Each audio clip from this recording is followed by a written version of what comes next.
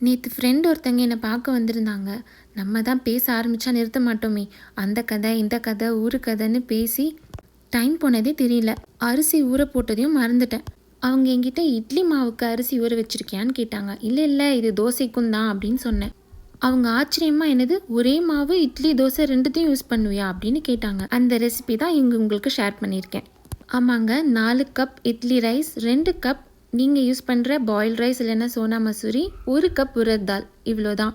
இந்த ப்ரிப்போசிஷனை எனக்கு நல்லா ஃப்ளஃபி இட்லிஸும் நல்ல கிறிஸ்பியான தோசையும் கிடைக்கும். அவங்க நம்பவே இல்லை. இது வந்தால் அது வராது, அது வந்தால் இது வராது அப்படின்னு சொல்லிட்டு இருந்தாங்க. அப்புறம் நான் சொன்னேன், இந்த 4:2:1 ப்ரிப்போசிஷனை அவங்களும் ட்ரை பண்ணிவிட்டு அவங்களுமே இப்போ ஹாப்பியாக யூஸ் பண்ணிகிட்ருக்காங்க. நீங்களும் இதே மாதிரி ட்ரை பண்ணி பாருங்கள். கண்டிப்பாக நம்ம அரிசி 8 மணி நேரம் ஊறணும். அதுக்கப்புறம் அதை கரெக்டாக நம்ம 8 to 10 ஹவர்ஸ்க்கு ஃபர்மினேட்டும் பண்ணணும். அவ்வளோதான். இதில் நான் உளுந்து கூட தனியாக ஊற வைக்க மாட்டேங்க, எல்லாமே அதுக்குள்ளேயே போட்டுருவேன். இந்த ப்ரிப்போசிஷன் எனக்கு எங்கள் அத்தை தான் சொல்லி கொடுத்தாங்க. அவங்கக்கிட்டேருந்து நான் அப்படியே ஃபாலோ பண்ணிகிட்ருக்கேன். எங்கள் வீட்டில் சொத்துக்கெல்லாம் பிரச்சனை வந்தது இல்லைங்க, சோத்துக்கு தான் பிரச்சனை வரும். எங்கள் அப்பாவுக்கு இட்லி மட்டும் சாஃப்டாக இல்லை, அவ்வளோதான். அதுவே இட்லி யாராவது சாஃப்டாக சமைச்சு கொடுத்துட்டாங்க, எங்கள் அப்பா சொல்லுவாங்க, இட்லி சாஃப்டாக சமைச்சு கொடுத்தவங்க அதே மாதிரி சாஃப்டான மனசு உள்ளவங்கன்னு.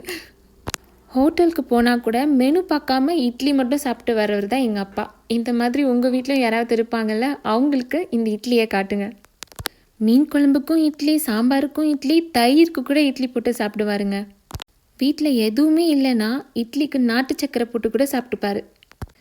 உடம்பு சரியில்லைனாலும் இட்லி, விருந்து வைக்கிறதா இருந்தாலும் இட்லி. ஒரு இட்லி பிரியர் இருக்கிறவங்க வீட்டில் இன்னொரு தோசை சைக்கோவும் இருக்கும்ல, அந்த மாதிரி தான் என் தங்கச்சி. தோசை கிறிஸ்பியாக இருந்தால் மட்டும்தாங்க சாப்பிடுவா, கிறிஸ்பியாக இல்லைன்னா சாப்பிட மாட்டான், திரும்பி போட சொல்லுவாள். அதுவும் வெளியில் கிறிஸ்பியாக இருக்கணும், உள்ளே சாஃப்டாக இருக்கணும் அப்படின்னு ஏதோ ஒரு கணக்கு வர சொல்லுவாள். அது எங்கள் அம்மா மட்டும்தான் அவளுக்கு கரெக்டாக போட்டு கொடுப்பாங்க. உங்கள் வீட்லேயும் இந்த மாதிரி இட்லி ஒரு ஆள், தோசை ஒரு ஆளுன்னு சாப்பிட்ற 2 பேர் இருந்தாலும் உங்களுக்கு தேவை ஒரே மாவு தான். ட்ரை பண்ணி பாருங்கள். அன்றைக்கி நம்ம வீட்டுக்கு வந்த அந்த ஃப்ரெண்டையும் நம்ம சாப்பிட வச்சு தான் அனுப்பினோம். இந்த டிப் உங்களுக்கு நிஜமாகவே யூஸ்ஃபுல்லாக இருந்துச்சுன்னா ஃபாலோ பண்ணுங்கள். உங்களுக்கும் இந்த மாதிரி இட்லி தோசையை வச்சு கண்டிப்பாக நிறைய மெமரிஸ் இருக்கும், அதையும் கீழே கமெண்ட் பண்ணுங்கள். இந்த மாதிரி டே டு டே சிம்பிள் டிப்ஸ்க்கு நம்ம வைப்ஸோட ஸ்டே டியூன்.